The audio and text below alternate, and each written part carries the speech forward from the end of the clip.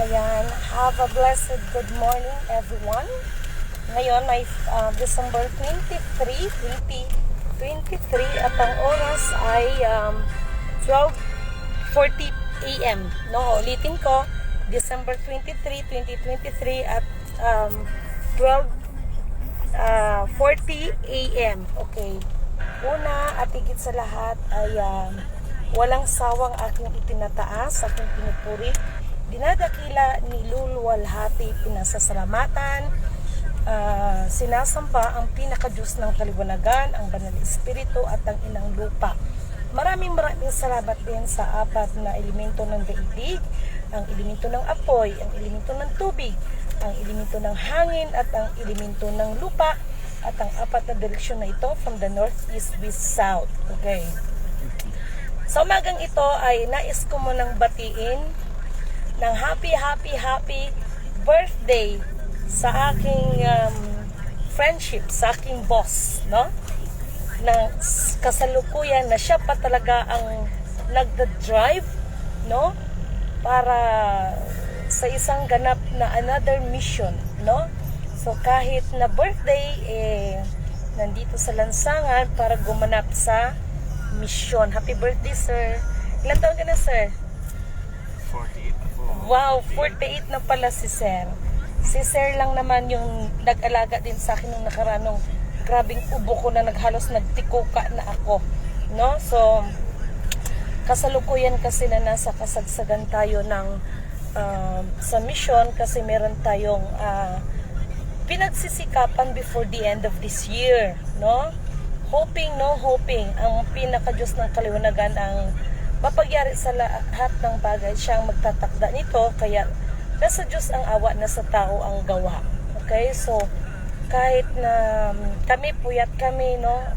Actually ilang mga araw na straight talaga mula nung dumating ako here sa Mindanao noong December 11, halos walang tulugan, no? Talagang tawag dito, pagod talaga, pero lahat ng yan ay napagtitiisan, lalo na pag naiisip namin kayo na sambayan ng Pilipino, no?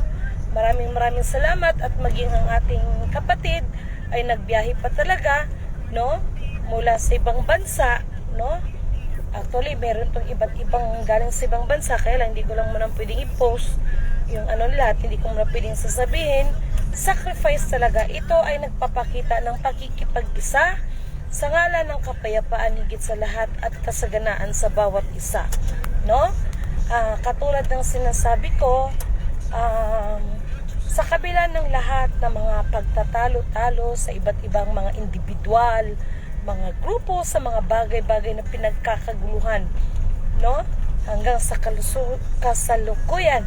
Pero in my part, and sa mga kasamahan ko, ay sinisikap ang lahat, no? Para sa ating lahat, no? At alalahanin natin at lahat ng pinag-usapan natin, ano man ang mga pagtatalo-talo dyan, pagdating ho ng dulo ay magkakaalaman yan sa isang tuldok lamang, no?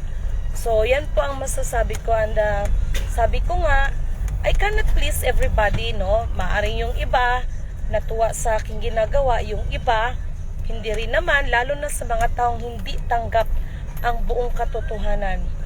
Isang katotohanan na dahil ang aba ninyong lingkod ay alam naman natin yan, no? Lalo na sa mga followers ko. And thank you so much sa lahat ng suporta ninyo. Thank you so much, no? At nandyan kayo para sa akin, nandyan kayo para sa amin. So, mas lalo naming pinagbubutihan ang aming mga ginagawa, no? So, thank you so much din sa servisyo na binibigay ng bawat isa, no? Suporta, no? Maging ang iba't ibang mga grupo ng spiritual, individual na spiritual, no? Thank you so much sa inyo, no? Nandyan sila inangin nila Lamataw Leos, nandyan sila Sister Ruth, no?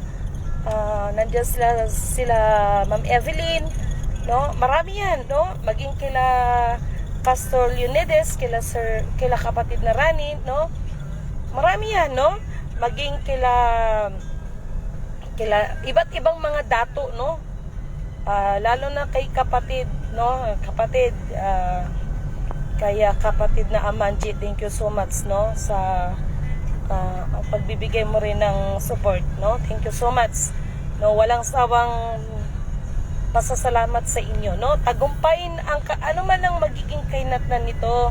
Ang tagumpay na ito ay tagumpay nating lahat. Higit sa lahat ay ang mabigyan natin ng kaluwalhatian, kapurihan, pagdadakila, pasasalamat, at ang ating itataas ay ang pinaka-Diyos ng kaliwanagan, ang Diyos na mapagyari sa lahat ng bagay at magtatakda sa lahat ng bagay. Maraming salamat sa inyo, no, mga kapatid, no? Thank you so much. So, early morning ngayon, so lagi tayong magsipaghanda, no? Dahil walang nakakaalam sa posibleng mangyayari, no? Walang imposible sa pinaka-Diyos ng kaliwanagan, no? Walang imposible sa Kanya. Ang sa atin lang ay huwag tayong magsawang manalangin, no? Kung ano man ang mga hinihingi natin na pakiramdam natin ay hindi tayo dinidinig ng Panginoon, ay sa totoo lang, mas may maganda lang siyang plano para sa ating lahat, no? Ang hinahanap niya lang sa atin ay yung makita niya na bawat isa sa atin ay may pagpapakumbaba sa bawat isa, manaig ang pag-ibig sa bawat isa sa atin, at anuman ang mga pagtatalo-talo ay manaig pa rin ang kapayapaan at kapatawaran sa bawat isa. Okay, so isang mapagpalang magandang umaga po sa inyong lahat.